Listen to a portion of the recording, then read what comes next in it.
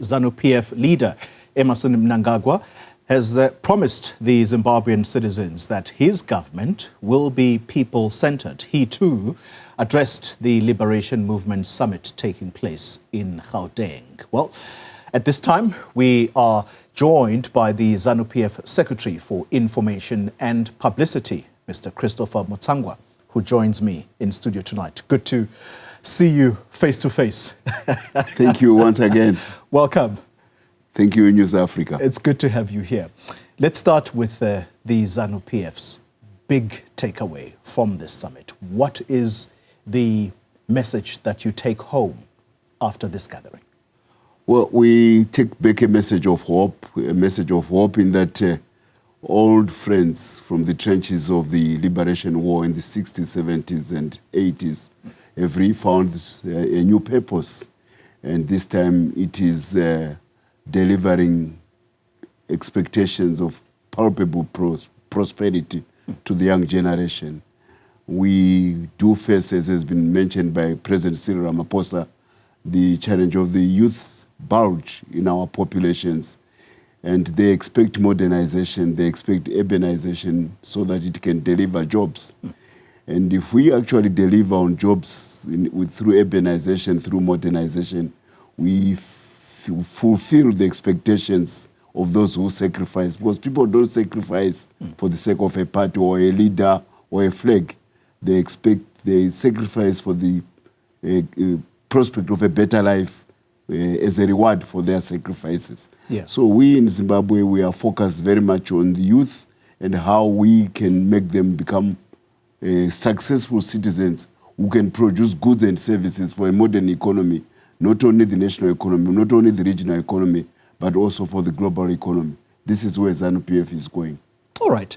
When President Mnangagwa says his government will be people-centered, that promise is something that the ZANU-PF party should have been living by in any case, because it is the people of Zimbabwe that have put you where you are as a governing party. So yes. What does that mean in practice? Well, in practice, it means that we align our resources to our people, which we have done. The land has been given back to our people.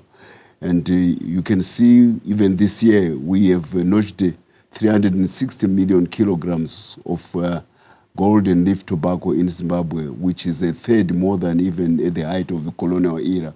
And the quality is very, very high, and the price is more than $4, $3 to $4 a kilo.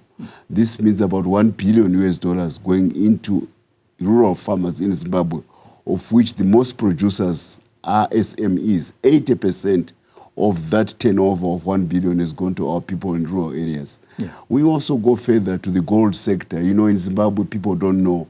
Unlike in South Africa, your gold is DPA and the rand. In Zimbabwe, gold is everywhere, literally everywhere. And we have allowed young people to dig gold since 2016. And you will be happy to know that SME gold mining now produces more than 30 to 40 tons of gold per annum. And this is $2 to $3 billion being pocketed by young people digging gold in Zimbabwe. So when our currency, the Zimbabwe dollar, is now being traded in the global marketplace, it is backed by gold. Yeah. In fact, you will be happy to know that on the current account, Zimbabwe is in the black. You don't need to fill any forms in Zimbabwe to get US dollars. You just go into the street and you buy them. You go into the bank, you buy. The US dollars are not given for free by the American government. When you have them in America, you've worked for them. When you have US dollars in Zimbabwe, you've also worked for them. And this is the reality of Zimbabwe, that these two major economic endeavors, gold and leaf tobacco, are actually the drivers of our national economic resurgence, of which most of it is SME-centered. And I speak on authority because my wife, Monica Mnangagwa, is actually the Minister of SMEs. Yeah. She is really excited about what's happening with the SME sector in Zimbabwe. I can't not notice that you speak very glowingly about the Zimbabwean economy. Yes. Young people are the focus, as you put it, including the support for businesses. However, when President Ramaphosa says liberation movements are under siege, I wonder whether you agree with him, and if so, what would you say the reason is for ZANU-PF declining as well? Look, I think, we are in a geopolitical state of flux right now. America has got a president who may have delivered regime change in America before regime change is delivered to Africans, especially in the case of Zimbabwe. So there are certain aspects about the new American administration, particularly the Trump administration, which are very positive about Southern Africa, notwithstanding what may be happening between the ANC and the American government, which we see as an anomaly. Look, 3 months ago, Trump signs $4.7 billion of US money pumping into Mozambique's Cabo Delgado for the extraction of gas. Mozambique is number 3 in the world in terms of gas deposits after Russia and Qatar.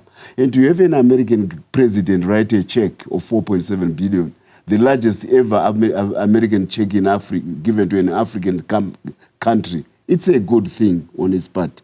We also look at the easing of the pressure on Mozambique. There was these demonstrations when Biden was in power.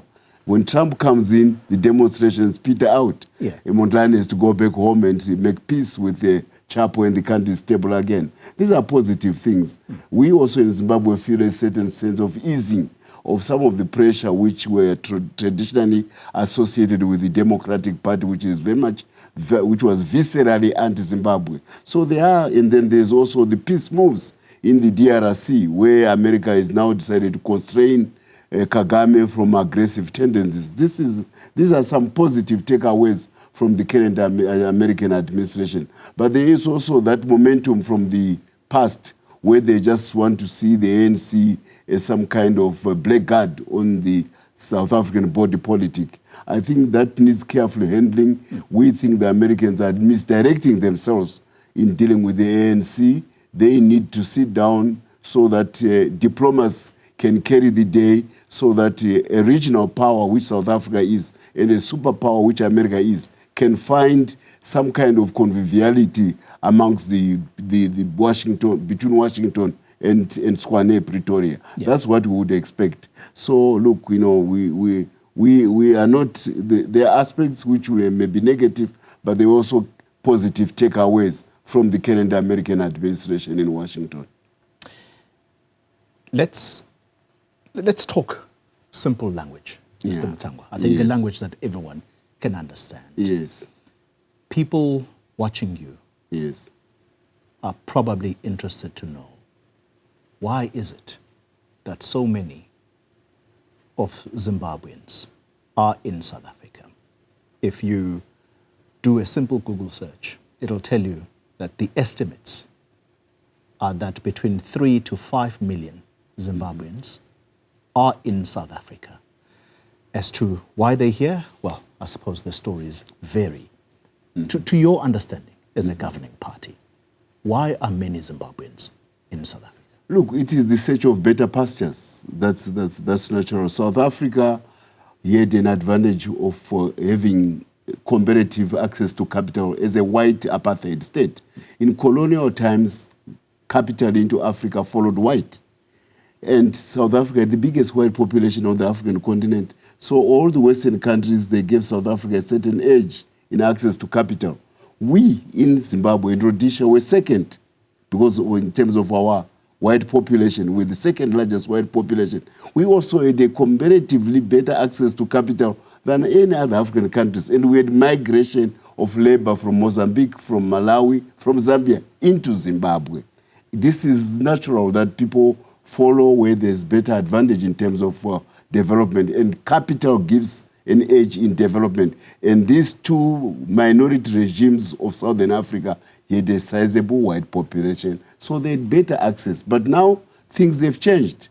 We're now having capital in a flat global world where China can supply capital, India can supply capital, Riyadh can supply capital. So we are now having an Africa which is going to the global markets getting capital. So that discrepancy in the access of capital, which was a precursor of the colonial, which was a case of the colonial era, is beginning to disappear. You can't believe it. There is now a seamless environment between life in Zimbabwe and life abroad. That's why our diaspora is coming back to Zimbabwe, putting a lot of money. We have never consumed so much cement and steel as we have done in the last 5 years of the current Mnangagwa administration. Why? Because our diaspora feels at home. They are now beginning to invest back at home. And for your own information, the biggest diaspora migration is white.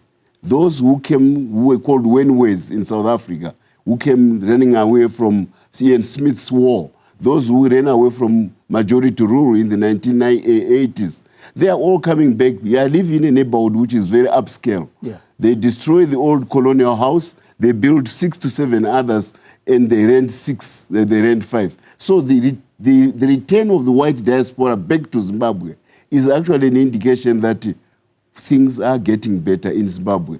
And remember, we operate in the hardest currency on earth, the US dollar. And if you can make your economy succeed on the back of US dollar, it means you are doing very well as a country. All right. I can't, though. I cannot agree with you when you say... we agree to differ, but I'll try to give you facts. Let me cut to the chase. Yes. It was only in April that a big stairway was announced in Zimbabwe by those that are against what they say is a corrupt Mnangagwa administration. You speak about mines that are producing gold. Yes. We have seen the documentary about gold that is leaving Zimbabwe, according to that documentary, through corrupt means.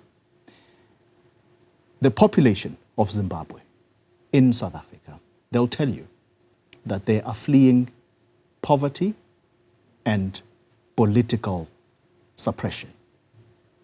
Now, are you telling me that these things are a figment of the things that have been reported about?